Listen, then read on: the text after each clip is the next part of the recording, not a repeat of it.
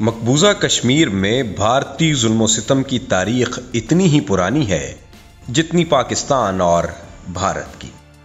27 اکتوبر 1947 کو کشمیری عوام کی خواہش کے برعکس بھارتی حکومت نے ریاست جموں و کشمیر میں اپنی فوجیں اتاریں تو اس وقت بھارتی حکمرانوں کا خیال تھا چند ماہ قبل آزاد ہونے والی ریاست پاکستان اس قابل نہیں ہوگی کہ بھارتی فوجی جارحیت کا مقابلہ کر سکے، مگر قبائلی عوام کے بھرپور مدد سے کشمیریوں نے بھارتی افواج کا بھرپور مقابلہ کیا اور تقریباً 32% ریاست جموں و کشمیر کو بھارتی افواج کے قبضہ سے آزاد کروا کر آزاد جموں کشمیر حکومت کی بنیاد رکھی۔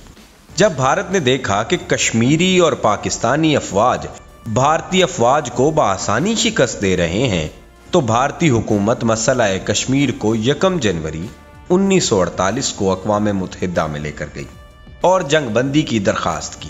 اس طرح اقوام متحدہ نے دونوں ممالک کے درمیان جنگ بندی کروا دی اور متفقہ قرارداد پاس ہوئی کہ کشمیر کا مسئلہ جمہوری طریقے سے عوامی استواب رائے سے حل کیا جائے گا۔ دونوں ممالک کے درمیان جنگ بندی لائن کو سیز فائر لائن کا نام دیا گیا۔ اقوام متحدہ میں 1947-48 میں مسئلہ کشمیر پر کئی قراردادیں پاس کی گئیں۔ سلامتی کونسل میں 21 اپریل 1948 کو قرارداد کے مطابق بنیادی اصول طے پایا کہ بھارت مسئلہ کشمیر کو استواب رائے کے مطابق حل کرے گا۔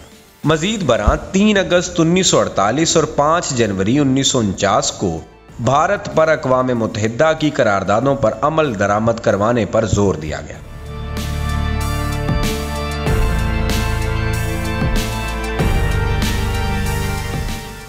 بھارت مسئلہ کشمیر کو حل کرنے کے لیے سستی سے کام لیتا رہا۔ بھارتی نقطہ نظر سے سارے معاملے کو آئینی اور قانونی بنانے کے لیے طے کیا گیا کہ بھارتی سرکار کو کشمیر میں صرف مواصلات، دفاع اور خارجہ امور سے متعلق محدود اختیارات ہوں گے۔ اس غرض سے بھارتی آئین میں مختلف اوقات میں شق 35A اور 370 شامل کی گئی، جس کے تحت کشمیر کو خصوصی حیثیت دی گئی تاکہ کشمیریوں کا تشخص بحال رہے اور اس مسلم اکثریتی علاقے کی آبادی کو محفوظ رکھا جا سکے۔ اس مقصد کے لیے یہ قانون وضع کیا گیا کہ کوئی بھی غیر کشمیری ریاست جموں و کشمیر میں جائیداد خرید سکے گا اور نہ ملازمت کر سکے گا۔ یوں کشمیر کو ایک ایسی حیثیت دے دی گئی جو دیگر بھارتی صوبوں کو حاصل نہیں تھی۔ شق 370 کے تحت یہ انتظام اس وقت تک کے لیے تھا جب تک کشمیر کے الحاق کا معاملہ حتمی طور پر طے نہیں پا جاتا۔ گویا آرٹیکل 370 نے بھارت اور کشمیر کے باہمی تعلق کی تشریح کر دی اور بھارت کو ایک عارضی قانونی جواز فراہم کر دیا۔ مہاراجہ ہری سنگھ نے 26 اکتوبر 1947 کو عارضی طور پر جب بھارتی سرکار کے ساتھ چند شرائط کے تحت معاہدہ کیا تو اس عارضی الحاق کے بدلے میں اس نے کشمیر کی خصوصی حیثیت حاصل کی تھی، جسے بھارت نے ایک آئینی شق 370 کے ذریعے تحفظ دیا۔ 5 اگست 2019 کو جب بھارت نے وہ خصوصی حیثیت ختم کر کے کشمیر کو بھارتی یونین کا حصہ قرار دیا تو گویا بھارت نے اس معاہدے کو ہی ختم کر ڈالا جس کے تحت کشمیر کا عارضی الحاق ہوا تھا، جس کے تحت آئین ساز اسمبلی وجود میں آئی تھی اور جس کے تحت بھارت کی کشمیر میں موجودگی کا قانونی جواز تراشا تھا۔ اب چونکہ خود بھارت نے کشمیر کے ساتھ کیا گیا عارضی الحاق کا معاہدہ ختم کر دیا ہے تو اس کے ساتھ ہی جموں کشمیر کی وہ حیثیت بحال ہو گئی جو 26 اکتوبر 1947 سے پہلے تھی۔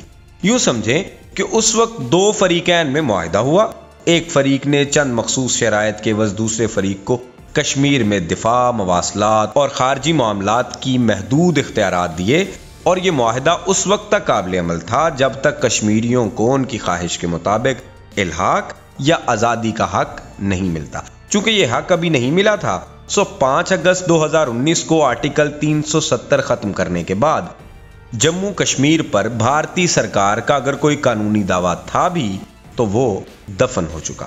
آج بھارتی جموں کشمیر ایک ریاست بھی نہیں رہی۔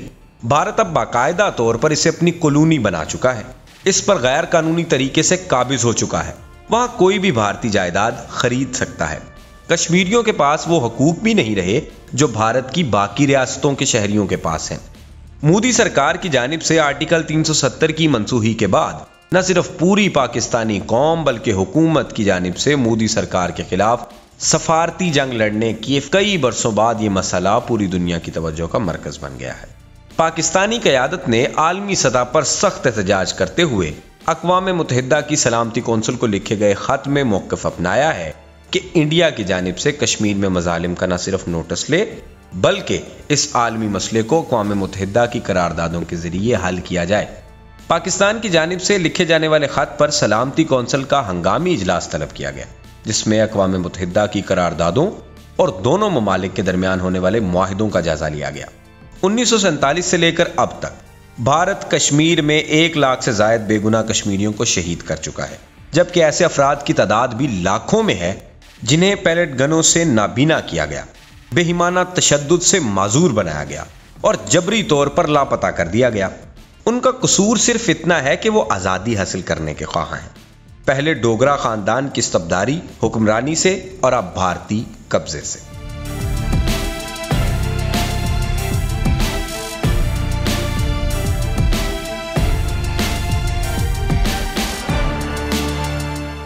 پاکستان اور بھارت کے درمیان مسئلہ کشمیر کے حوالے سے کوئی بھی فوجی تصادم دونوں ممالک ہی نہیں پوری دنیا کے لیے بڑی تباہی کا باعث ہوگا۔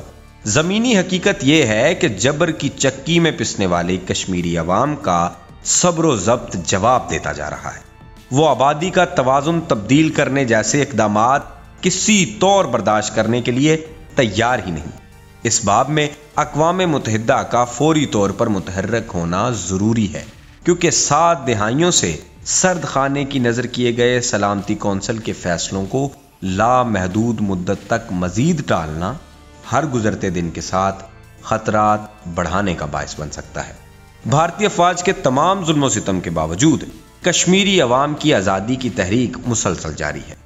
تاریخ گواہ ہے کہ جب بھی آزادی کی تحریک عوامی مقبولیت کی بنیاد پر کی جاتی ہے تو اس کا اختتام کامیابی کی صورت میں ہوتا ہے، اور وہ دن دور نہیں جب مقبوضہ کشمیر کی عوام بھی آزاد فضا میں سانس لے رہے ہوں گے۔